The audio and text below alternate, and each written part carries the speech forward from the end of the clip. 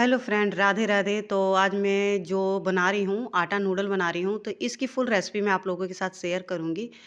तो इसमें होता क्या है, जैसे कि कई लोग जैसे बनाते हैं और बनाते टाइम जैसे कि उन्हें ये अंदाज़ा नहीं होता है नूडल को पकाना कितने टाइम तक है और किस तरीके से पकाना है, क्योंकि कई बार होता है लोगों से टूट जाती हैं या तो अधिक चिपचिपी हो जाती हैं। तो ये अंदेज़ा अंदाज़ा नहीं लगा पाते हैं कि कितना टाइम और कितने मिनट यानी कि कैसे हमें पकाना है और वो हमारी जो नूडल है खड़ी-खड़ी निकले। तो मैं वही रेसिपी जो है आप लोगों के साथ शेयर करूँगी। तो यहाँ पे मैं कुछ सब्जियाँ डाल रही हूँ, जो कि ज़रूरी है। तो ये सब्जियाँ मैं डाल रही हूँ, यहाँ आप अधिक भी ले सकते हैं और जो भी बढ़ाना चाहते हैं बढ़ा सकते हैं। तो मैं फुल रेसिपी और जो कि इसमें जो मेन चीज़ है, ये सोया सॉस और विनेगर, तो ये डालूँगी। उसके बाद मैं थोड़ा-सा डालूँगी सोयाबीन। तो इसकी मैं फुल रेसिपी जो है आपके साथ शेयर कर रही हूँ, तो आप देख सकते हैं। और उसके बाद से जैसे आप देखेंगे, इसके बाद से कभी आपके नूडल बिगड़ेगा नहीं कि भई किस तरीके से हमें पकाना है, सेंकना है कि नूडल हमारे टूटे ना, चाहे चिपचिपे ना बने।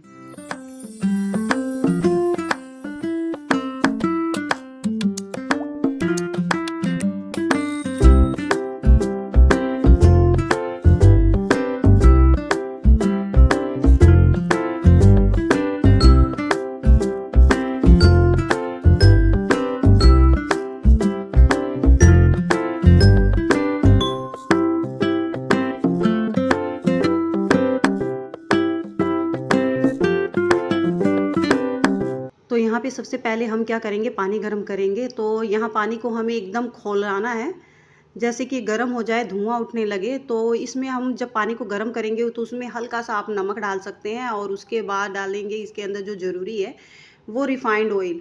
यहाँ आप सरसों का तेल नहीं यूज़ करेंगे, यहाँ पे आपको करना है सिर्फ़ रिफाइंड ऑयल, वो भी 2 चम्मच। जैसे कि आपकी क्वांटिटी जो है, वैसे 2 चम्मच तो बहुत है, चाहे आप कितना भी उबालें, कितना नहीं, घर के लिए जितना उबालते हैं उसके लिए 2 चम्मच पर्याप्त है।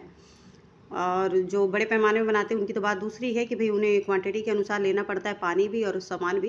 तो यहाँ क्वांटिटी के अनुसार है, यहाँ पे मैं 3 से 4 लोगों का जो है नूडल बना रही हूँ, तो मैं उतना ही सामान यहाँ यूज़ करूँगी। बस मेरे पास जैसे कि 2-3 बच्चे हैं और मैं हूँ साथ में, बस यही क्वांटिटी हमारी है, तो इस अनुसार मैं बना रही हूँ, तो मेरा सामान भी उतना ही है फ्रेंड।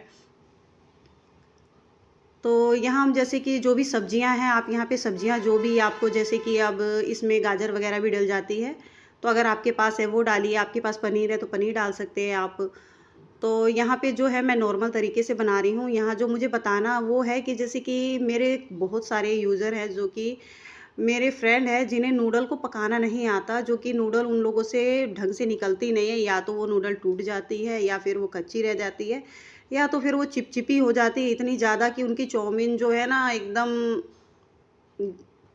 यानी चिपचिपी टाइप में हो जाती है, गंदी लगती है। तो इसलिए मैं यहाँ पे जो नूडल है उसे पकाना बता रही हूँ कि नूडल को किस तरीके से पकाया जाए कि नूडल आपके ख़राब बिल्कुल भी ना होएँ। तो यहाँ पे मेरा जो पानी है वो गर्म हो चुका है और देख सकते हैं धुआँ निकल रहा है उसके अंदर। तो अब यहाँ पे मैं नूडल क्या करूँगी कि नूडल को जो है, पैकेट है जो खोल लेती हूँ। तो देख सकते हैं यहाँ पे जो पानी गर्म हो चुका है, गर्म हो रहा है। और जो मैंने रिफ़ाइंड डाला है, वो रिफ़ाइंड यहाँ डालना कंपल्सरी है फ्रेंड, क्योंकि रिफ़ाइंड के बगैर जैसे कि हमारे जो नूडल है ना, जो आटा है या फिर मैदा है, दोनों में ही आपको यही काम करना है सेम। तो यहाँ पे मैं आटा इसलिए बना रही हूँ फ्रेंड, क्योंकि मैदा जो ज़्यादा अच्छा नहीं होता है, इसलिए मैं घर में जो अधिकतर है जो आटा ही मैं यूज़ करती हूँ, आटा नूडल।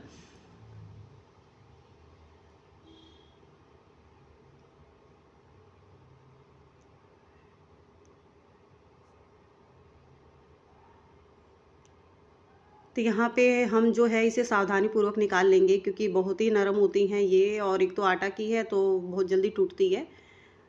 तो आप देख सकते हैं कि ये आटा नूडल है और इसकी स्टिकें जो है, मैं तो जब से ले रही हूँ तो इसकी जो साइज़ है यही मोटी है, बट सुनने को मिलता है कि मोटी पतली दोनों होती हैं, लेकिन ये मोटी हैं।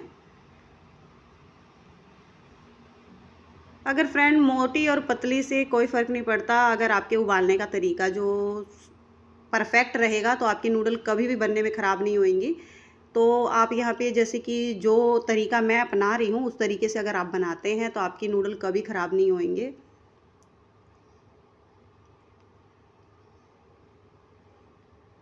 तो यहाँ पे जितना बनाना है उतना मैंने निकाल लिया है, उसके बाद जो है मैंने साइड में रख दिया है, वो बाद में बनेगा, उसे डब्बे में रख देंगे बाद में।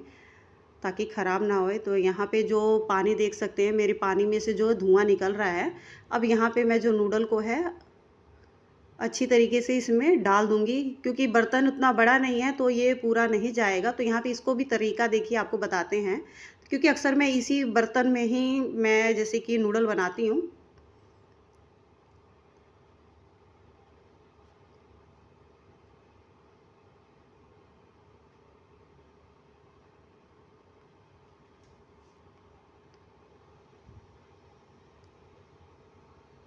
तो जैसे ही पानी के इसमें आ रहा है, तो वो धीरे-धीरे न नरम होती जा रही हैं, जो हमारी नूडल है धीरे-धीरे नरम होती जा रही हैं।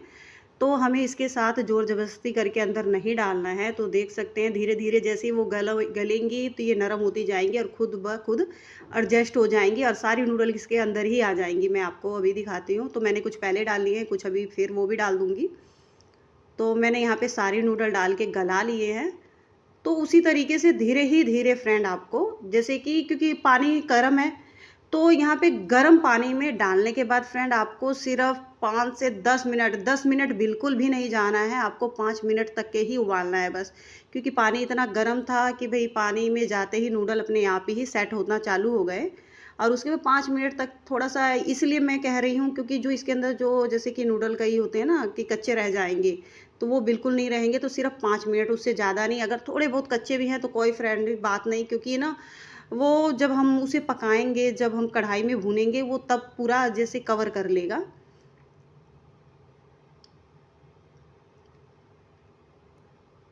तो यहाँ पे देख सकते हैं जो नूडल मेरी हैं पक गई हैं परफेक्ट तरीके से, ना तो ये कच्ची हैं और ना ही ये बहुत ज़्यादा पकी हुई हैं।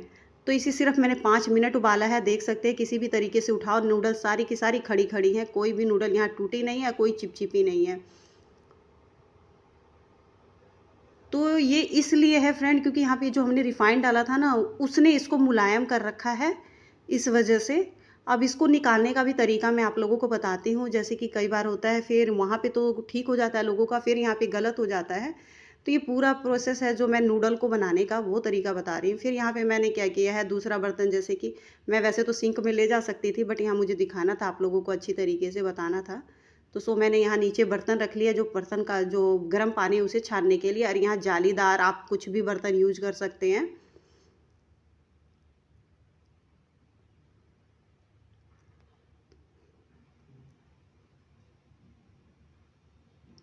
तो यहाँ पे जो गर्म पानी था नूडल का वो निकाल लिए हैं। उसके बाद जो ये ठंडा पानी है, अब इससे हम धोएंगे फ्रेंड।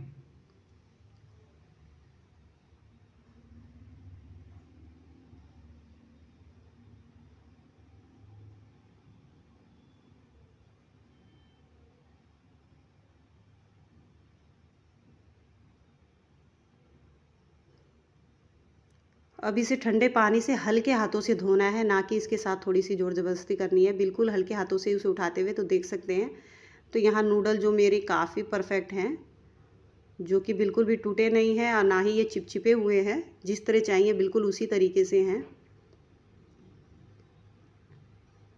तो यहाँ पे जो हमें, जैसे कि आटे का जो माड़ होता है ना, जैसे कि हम कभी अ, लिट्टी वगैरह भी पानी में बनाते हैं, तो पानी जो अपना छोड़ता है ना स्टार्च टाइप में, उससे थोड़ा-सा चिपचिपापना सा रह जाता है, तो उसी को हम यहाँ पे धो के निकाल देंगे। आटा हो चाहे मैदा हो, दोनों का ही इसी तरीके से हमें धो के निकाल देना है।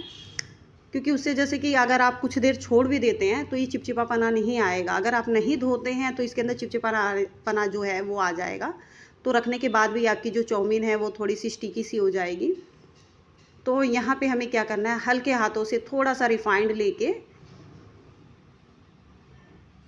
तो हम इस नूडल में लगा लेंगे अच्छी तरीके से। तो यहाँ देख सकते हैं, जैसे कि मैंने हाथों पे वो जो रिफाइंड लगा के अब मैंने इसको लगा दिया है इस पे, ताकि ये मेरे, जैसे कि थोड़ा सा टाइम अगर हो भी जाता है मेरे को बनाते वक्त, तो ये जो नूडल है आपस में चिपकेंगी नहीं, क्योंकि ये आटा नूडल है तो चिपकेंगी नहीं। इस वजह से मैंने यहाँ पे थोड़ा रिफाइंड लगा के रख दिया है। उसके बाद अब जो भी है, हम यहाँ चाउमीन अपनी बना के जो है तैयार कर लेंगे। तो जो भी था फ्रेंड, जैसे कि इसके आगे तो सभी बनाना जानते हैं, बनाते भी हैं, बट गलतियाँ क्या होती थी मेरे को कई बार, जैसे कि लोगों की बातें, जैसे मुझसे पूछा गया कि नूडल जब हम बनाते हैं घर में तो वो टूट जाती हैं या तो चिपचिपी हो जाती हैं। तो उसी के लिए मैंने ये वीडियो बनाई है कि यहाँ पे अगर आप इस तरीके से करते हैं तो आपकी नूडल कभी भी टूटेगी नहीं और दूसरी कि वो चिपचिपी भी नहीं होएगी। आप एकदम परफेक्ट तरीके से घर में चाउमीन बना सकते हैं, चाहे वो मैदा हो, चाहे वो आटा नूडल हो।